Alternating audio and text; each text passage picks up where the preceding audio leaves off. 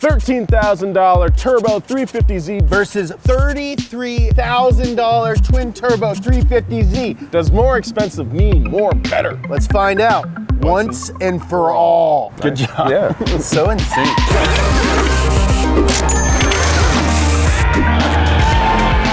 We bought two identical Nissan 350Zs, and over the past few weeks, we have been modifying them to be fun daily drivers that you can take to the track. This car got a bunch of really cheap parts, and in the end, it's a slammed Turbo Z that shoots flames all around $13,000. My car, on the other hand, got a bunch of really nice, expensive stuff, totaling an astounding $33,000 into a 50-year-old car. We tested them to see which components are actually worth spending the money on.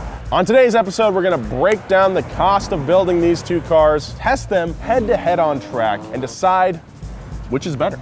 To do this, we took our cars on an 800-mile journey to the most prestigious race course in North America, Sandia Speedway in beautiful Albuquerque, New Mexico. Okay. The fastest time was... But before we could race, we had to build our cars. And build our cars, We did. Join us on this journey, won't you? Yeah.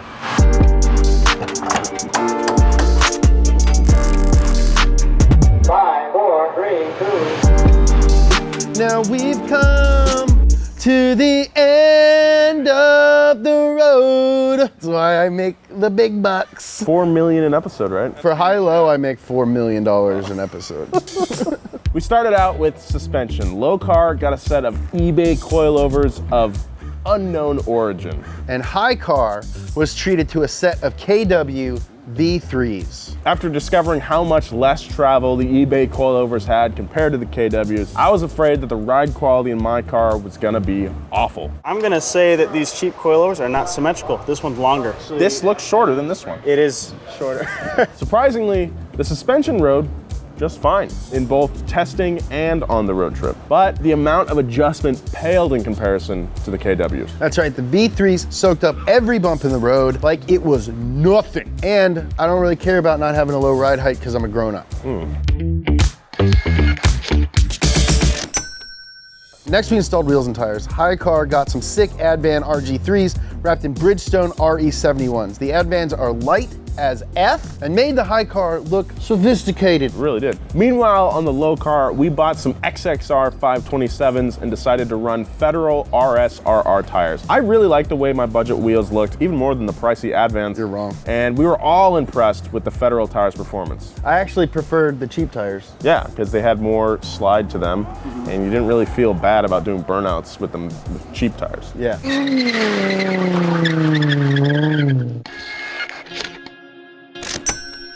After that, it was time to upgrade the brakes. Aaron and I installed more aggressive brake pads, steel braided brake lines, which gave us a stiffer brake pedal feel and more aggressive bite. The High Car, Zach, the team, and I replaced the car's entire braking system with a 6-piston, 13-inch brake kit. The install was definitely more time consuming, but we were confident that we would come out on top in the brake torture test. Which was immediately confirmed the next day when the low car's brakes caught on fire. Caught on fire, literally. Oh, you got. In my opinion, the whole brake upgrade we did on the low car is something I would absolutely do, but don't expect to get the same level of performance as a fully dedicated Willwood brake kit. After the brake test, we went inside of our Zs. High Car got 2 Sparco QRTR seats, a Greddy steering wheel, and a quick release hub so no one can steal it out of my driveway. Low car received some Corbeau DFXs, which I found to be more comfortable than your Sparcos. We did have to modify the seat rails to make sure that we got the perfect fit, but other than that, it went pretty smoothly. Until we got to the roll cages. Roll cages did not Did not go smoothly. work out. Not even close?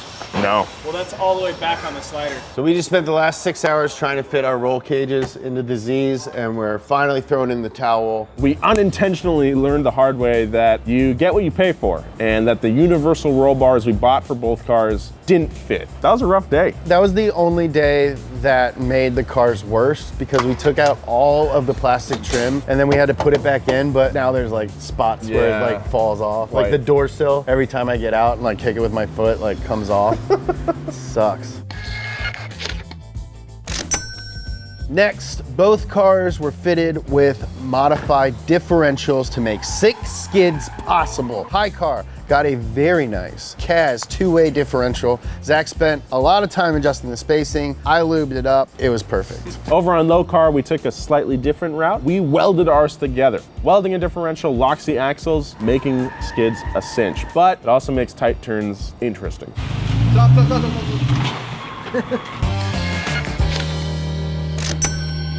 After we had LSDs, both cars were able to do burnouts and drifts with ease. A lot more ease if your name is Aaron Parker or Zach Jobe.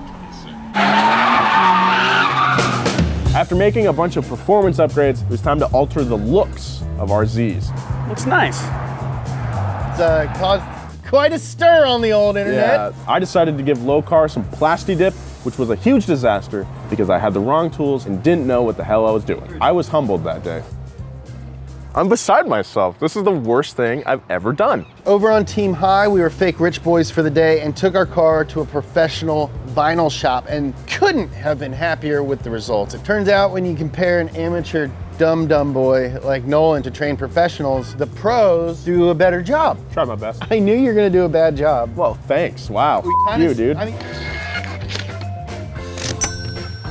So now we had cars that looked great, handled great, were great to sit in, so we decided to make our lives miserable and awesome and boost them. My car got a Jim Wolf twin turbo setup that made it sound like a little baby GTR. And the Low Car got a single turbo kit by way of eBay. We literally reached our breaking point during this turbo install. Nolan almost quit donut. Luckily for our team, the Jim Wolf kit came with an exhaustive instruction book with hundreds and hundreds upon hundreds of steps. While our cheap turbo had no instructions at all. Not sure if that's the way that it's actually gonna go, but we can try and see if it'll fit. But we were wishing it did because I was at my wit's end. I yelled at Eddie. I'm sorry, Eddie. You getting on? No, Eddie, not good. What the fuck you think, dude?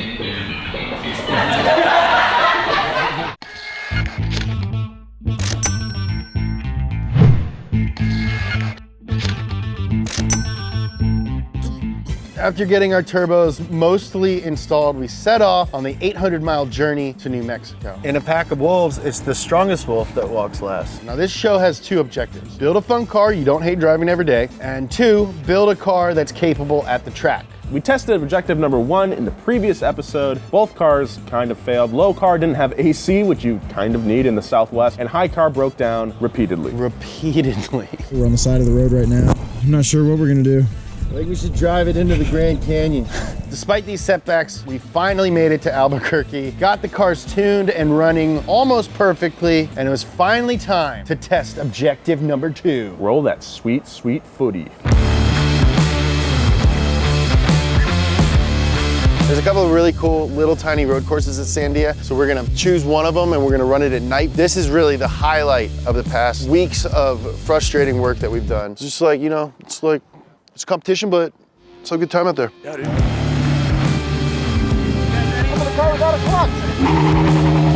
It's so unruly, and you're just like bouncing off of stuff. All right, we're good. It just, you want to beat it up and you don't feel bad beating it up.